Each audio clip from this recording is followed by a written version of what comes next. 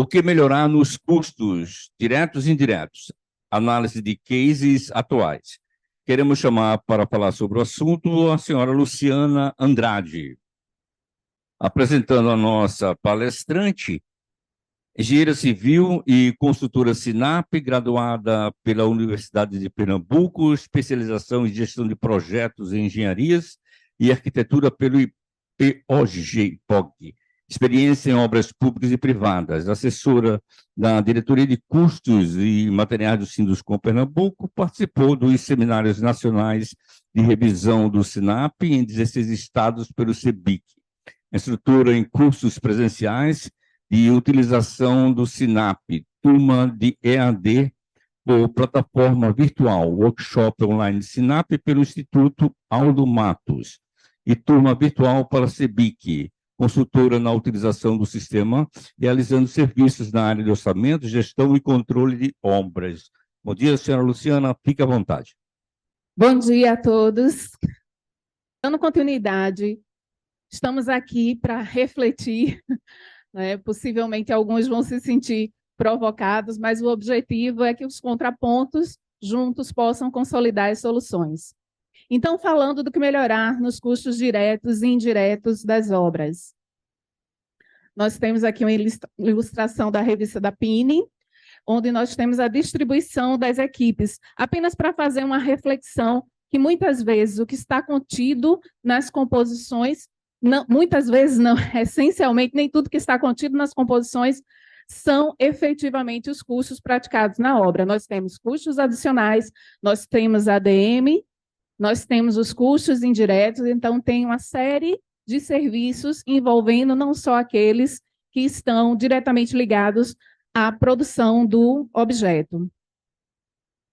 Já fui devidamente apresentada, já estou na casa há algum tempo, estive durante 5 anos, nos afastamos, interrompemos um pouco a ligação, mas voltamos a trabalhar juntos. Falando, nós fomos chamados a um dos trabalhos, é assessorar o acompanhamento, a aplicação dos custos nas obras e realizamos análise de alguns editais.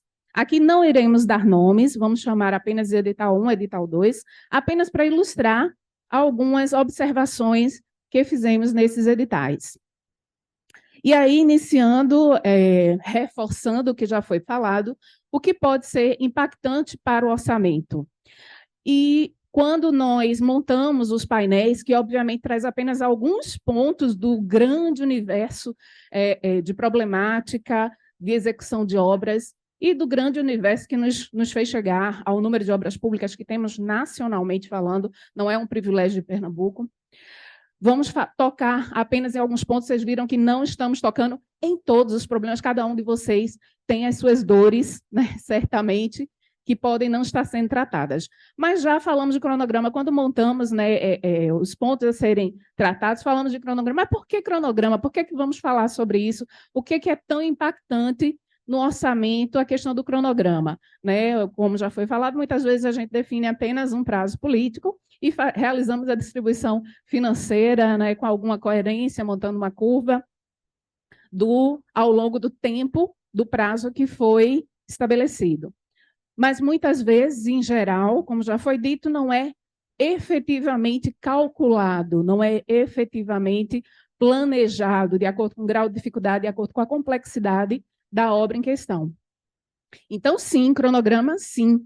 Né? A gente já teve uma evolução, obviamente, não poderia deixar de ser uma das nossas convidadas, Melissa, já refletindo, né, da dificuldade, de fato, que um cronograma, qual é o impacto que esse cronograma pode gerar no orçamento? Já adiantando o ADM local. Né? E aí a gente vai entrar num problema que também é crítico e que também faz parte do discurso da casa, que é a dificuldade do pagamento proporcional da ADM local em função do tempo. Esse tempo é factível, esse tempo foi bem estabelecido, esse tempo é execuível, está de acordo com a necessidade e com a complexidade da obra, no entanto, a ADM local vai ser pago de acordo com aquele tempo. E a dificuldade, muitas vezes, por mais justificado que seja, para ter um aditivo de administração, a problemática é imensa, né? Então, vamos falar um pouquinho sobre isso.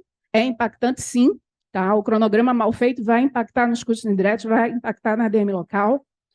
Tem uma série de impactos e custos adicionais que podem ser necessários. Histograma de mão de obra, e aí está diretamente relacionado. Quando a gente dimensiona as equipes necessárias, muitas vezes a gente vai trazer essa provocação para vocês, a gente enxerga o grau de dificuldade daquele prazo que nós estamos estabelecendo. 500 funcionários aqui nessa obra vai ser factível? Eu vou conseguir, de acordo com a distribuição que eu fiz, porque nas minhas composições eu tenho o coeficiente da mão de obra, eu tenho como dimensionar qual é a equipe necessária de acordo com aquele financeiro que foi previsto naquele prazo estabelecido da obra. Então, essa equipe é factível? E os custos indiretos, tantas vezes aqui reforçados, todos os custos que deveriam estar efetivamente previstos no nosso orçamento, que muitas vezes são esquecidos. Layout de canteiro. E aí, por que layout de canteiro? E aí, ressaltando, eu acredito que o TR, o projeto básico, eu não me recordo exatamente, o doutor Alberto pode me corrigir, se existe a obrigatoriedade do histograma de mão de obra e layout de canteiro. É descrito na nova lei, doutor? Acho que não, né? Não existe essa citação. Eu diria que é um erro, deveria ser obrigatório, para entender realmente a previsão e a compatibilidade do cronograma com o orçamento, além da questão do canteiro. Por que o canteiro é tão impactante? Um dos principais sistemas de referência que nós utilizamos, que é obrigatório para as obras federais, mas que não é só utilizado nas obras federais, as estaduais, as municipais, por vezes, até em função da atualização do sistema, estão utilizando o SINAP. E o SINAP diz que transporte de material foi previsto nas composições de serviço a distâncias até 15 metros. Acima de 15 metros, essas distâncias, esse transporte, não está previsto nas composições. E aí a gente vai falar em detalhes sobre isso. Mais um pouquinho, não muito em detalhes, porque a gente precisa ser rápido. Vamos criar aqui uma relação, tá? Não é uma verdade absoluta, estamos falando sobre números genéricos, redondos, mas para dar alguma ideia de relação entre faturamento e mão de obra envolvida. Nós temos no SINAP, está muito ruim, né, a visibilidade, mas deixa eu ajudar vocês, eu vou ler. Para pedreiro, tá, o custo mês do pedreiro desonerado, com encargos complementares, é de 4.000, acho que é 4.200. O servente está na casa de 3.400, desonerado já com encargos complementares. Uma das reflexões que a gente quer trazer para vocês, qual seria uma média de custo de funcionários desonerados já com encargos complementares? Giraria na casa de 3.800, tá? Mais ou menos, aqui para Pernambuco, 3.800. Se o custo do funcionário representa em torno de 20% do serviço, né, é uma média dentro do sistema SINAP, em torno de 20%. Eu já ouvi alguns trabalharem 30%, mas eu acho que está para 20%, entre 10% e 20%, mas é em torno disso. Em média, eu fiz um cálculo na média, dentro do SINAP, 20%. Se é 20%, cada funcionário meu deveria representar um faturamento mensal de cerca de 19 mil. 19 mil reais por mês, por funcionário. Sua obra não está faturando isso, pode ter alguma coisa errada. Vamos dizer que na minha obra a representatividade da mão de obra é menor, está na casa de 10%. Então, deveria ser mais ainda. Tá? Deveria ser o dobro desse faturamento, na casa aí dos 38 mil por funcionário. Tá? Isso, obviamente, vai variar de obra para obra. Ok? É um número redondo para a gente refletir. E aí, falando dos editais avaliados. Nós avaliamos 2 editais, falando de prazo, em que a obra, no caso do edital 1, nós temos uma obra de 85 milhões, com prazo de 24 meses. Uma área de construção, só para representar a complexidade, de 17 mil metros quadrados. Ok. Nós teríamos um faturamento médio, distribuindo o valor da obra pelos 24 meses, de 3 milhões e 500. Ok? A média de funcionários para esse faturamento, considerando os 20%, seria em torno de 188 funcionários por mês.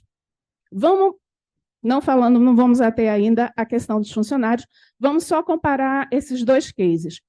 O edital 2, nós temos uma obra de 116 milhões em 12 meses.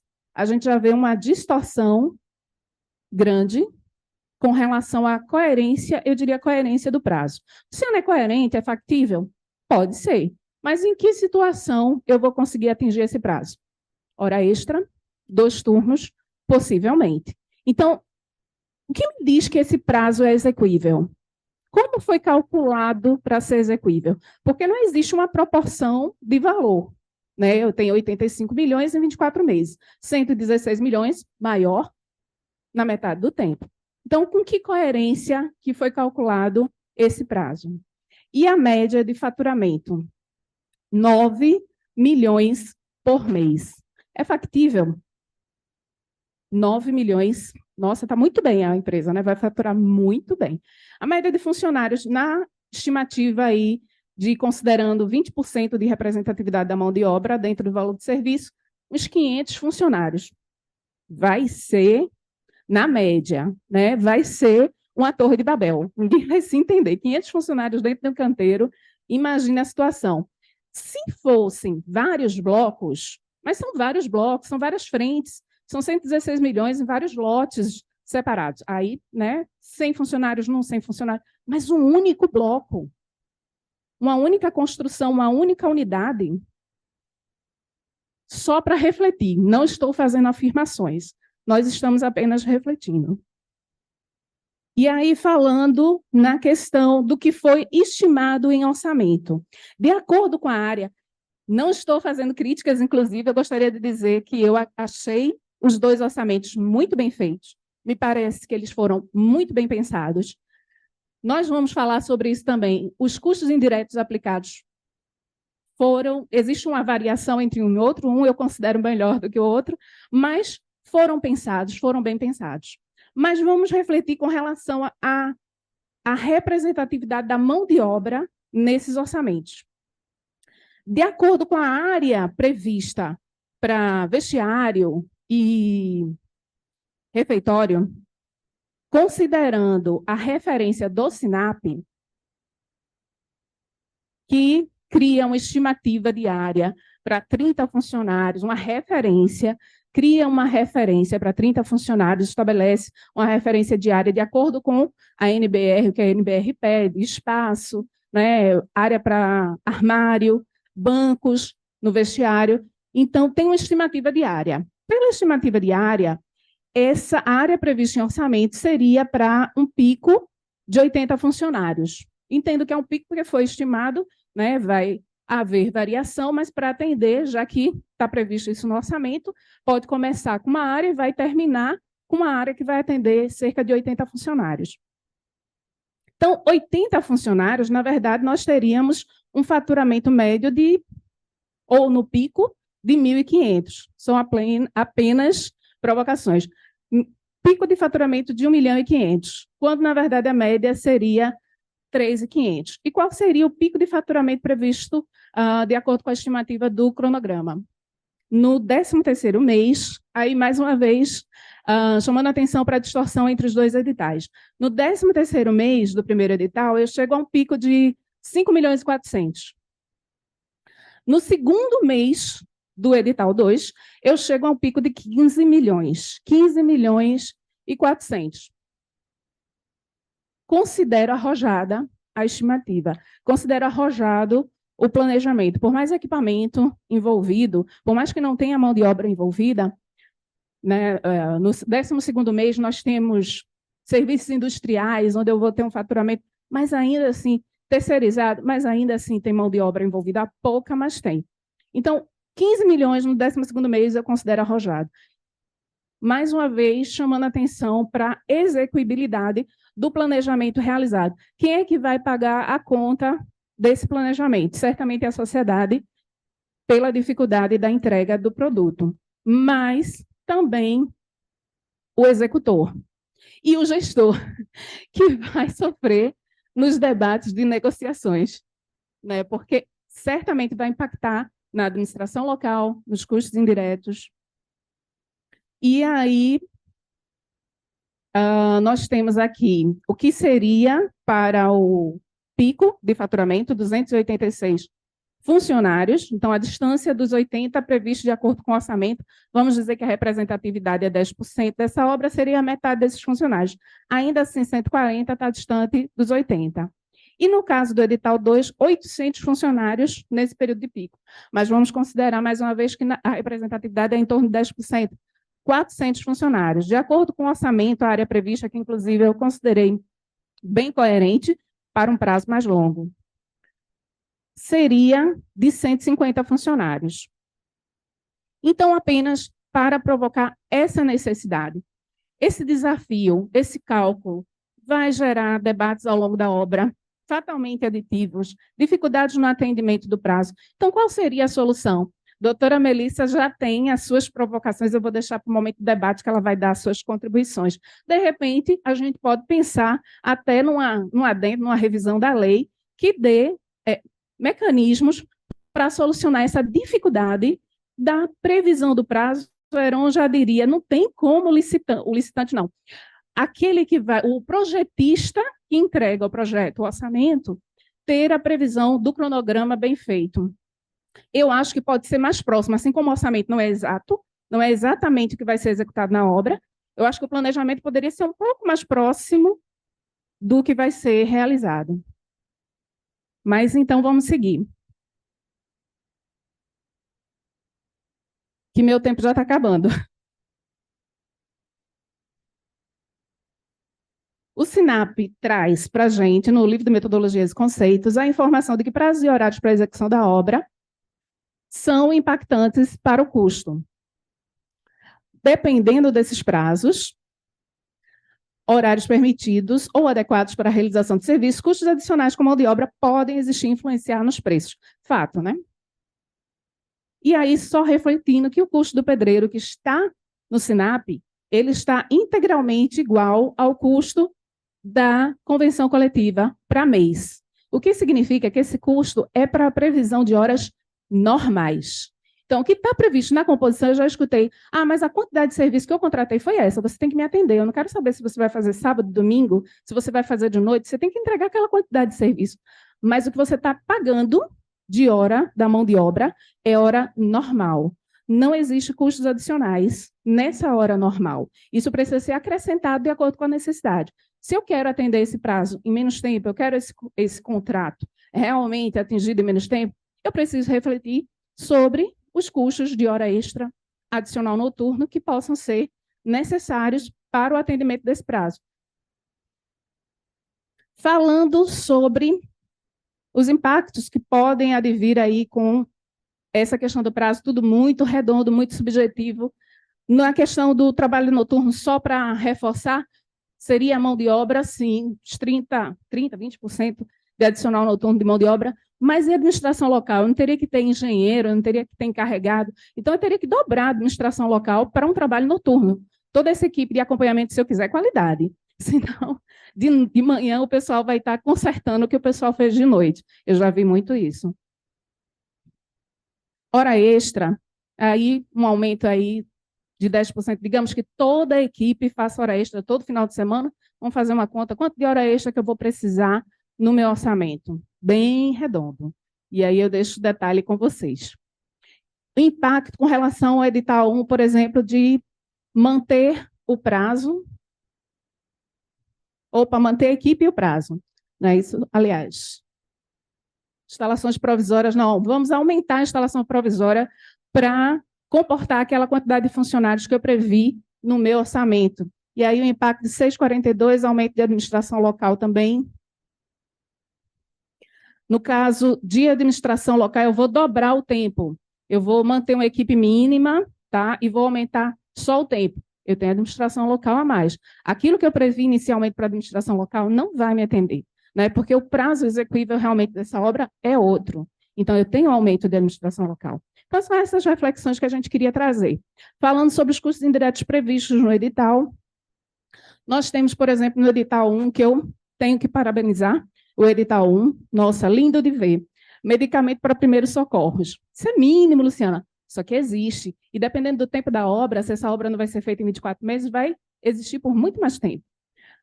Purificador de água, material de limpeza, escritório, tudo isso é custo. Dificilmente a gente vê nos orçamentos. Muito bem feito.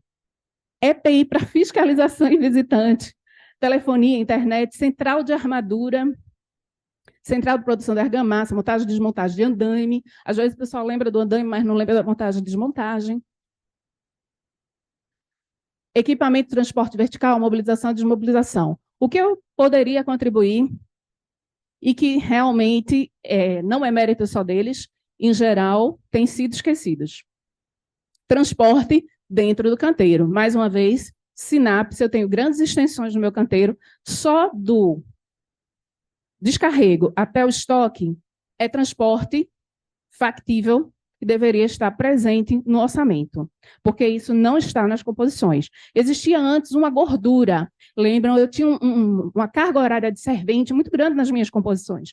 Após a revisão do SINAP, que foi feita a partir de 2013, essa carga horária, os coeficientes da mão de obra, eles estão muito enxutos, né? Todas as composições foram revisadas, aferidas em campo. Então, esse coeficiente de mão de obra está muito enxuto.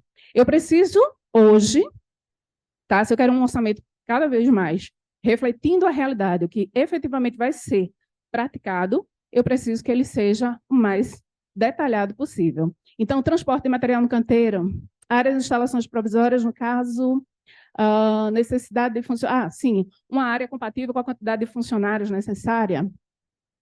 Depósito de materiais no canteiro, equipamento de proteção coletiva, guarda-corpo, linha de vida, já que nós tínhamos mais de um pavimento, se não me engano, 4, 5 pavimentos.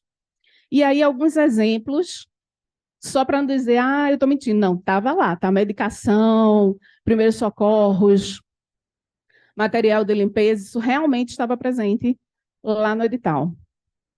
Edital 2, guarda-corpo, linha de vida, não tinha no edital 1, lembra? Tinha no edital 2. Então, vamos trabalhar junto, vamos trocar experiência, né? Se um faz, por que o outro não faz? Se tem num edital, por que não tem no outro? Sinalizações, plataformas de proteção, central de armadura, nós queremos a mesma coisa, né? Menos dinheiro público desperdiçado. O equipamento entregue para a sociedade e geração de emprego e renda, né? A empresa precisa ter fôlego para começar e terminar. Custos indiretos não considerados, mais uma vez, transporte dentro do canteiro. Se tem alguém fazendo no seu orçamento, colocando transporte dentro do canteiro, me diga, eu quero ver essa mosca branca. Não, ainda não achei. Mas é uma realidade, tá? Está nas considerações do SINAP. A partir de 2014, 2015, mais ou menos, não é tão novo assim, mas, infelizmente, ainda não houve aderência necessária. Mobiliário, material de limpeza, isso ainda estava faltando. Tinha no edital 1, mas não tinha no 2. E aí, falando do SINAP, layout e canteiro. Deveria ser um documento obrigatório dentro da licitação, porque é um serviço que precisa ser planejado, né? É uma composição que eu não tenho um projeto. Quem seria o projeto do transporte de material no canteiro? Layout. Para que eu possa ter... Luciana, mas o camarada pegou e colocou material lá dentro da edificação. Bom, se ele não está fazendo transporte que você previu inicialmente, você não paga. Assim como se eu colocar, por exemplo, que é importante, que Heron enfatizou, engenheiro de planejamento dentro do meu orçamento, mas não estão executando, eu não pago. Então, do portão até o local de armação. No caso, eu tenho a execução do serviço, a armação aqui no local de armação. Então, se eu tenho uma distância de 40 metros, eu vou tirar 15. Tá? Vai ser o saldo, porque eu tenho o serviço sendo executado aqui. Para a forma também, tá? Mas no cimento, no depósito de cimento, eu não tenho serviço sendo executado lá. Então, eu tenho obrigatoriamente que ter essa distância percorrida, tá? Do portão até o estoque, para todo saco de cimento que entrar na obra. Tá? A composição é por material. Do almoxarifado até o local de transporte vertical. Essa distância não está na composição. Dentro do pavimento, sim. Lá no primeiro, segundo, terceiro pavimento, né, o servente fazendo aquele transporte de material ali, isso está previsto na composição. Mas na área do canteiro, até o local do transporte vertical, que também precisa estar previsto no orçamento, isso não está previsto na composição. Tá? Vocês fazem esse transporte, mas não estão recebendo por isso. Ou não está sendo pago. E aí, só para exemplificar para vocês o que existe no SINAP. Nós temos transporte de saco de cimento, tá?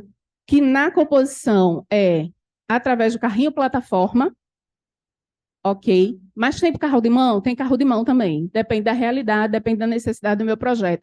Por isso, a necessidade do bom planejamento, plano de ataque. Por isso eu digo, Heron, que o orçamentista já tem que pensar em como a obra vai ser executada, senão os custos necessários não vão estar previstos. Tá? Transporte de bloco cerâmico, transporte de caixa de revestimento cerâmico, transporte de lata de 18 litros, transporte de bancada de mármore. Todas essas composições já existem no SINAP. Não é mentira, não sou eu que estou inventando, não. Tem lá no sistema de referência que vocês estão utilizando. Bacia sanitária, transporte também, tá? Através do carrinho plataforma, como exemplo, tá? Mas tem 93 composições de transporte de material dentro do canteiro. Manual, dependendo da tua necessidade, você vai, dependendo do teu projeto, dependendo dos percursos, você vai precisar do transporte manual, também tem no sistema, tá? Saco de cimento, no caso, tábua de madeira, eu coloquei só para enfatizar, tábua de madeira, tubo de PVC, só existe manual. Tudo isso você transporta na sua obra, no mínimo até o local de transporte vertical, até a escada. Inclusive, de um pavimento para o outro, também existe esse transporte no SINAP. Ok, eu sei que a aflição é grande, a dificuldade é grande, o desafio também é grande, o papel do orçamentista é importantíssimo, inclusive para definir se o desconto está correto ou não, né, doutor? Extremamente importante. Deveria ser orçamentista, né? Um dos mais bem pagos dentro da construção civil. É extremamente importante o papel do orçamentista. E aí eu gosto muito dessa frase do professor Aldo Matos, tá? Tá no preparar orçamento de obra, todo orçamento é aproximado, baseado nas previsões estimativas. Não se deve esperar que seja exato, porém, necessita ser preciso. Obrigada, bom dia para vocês.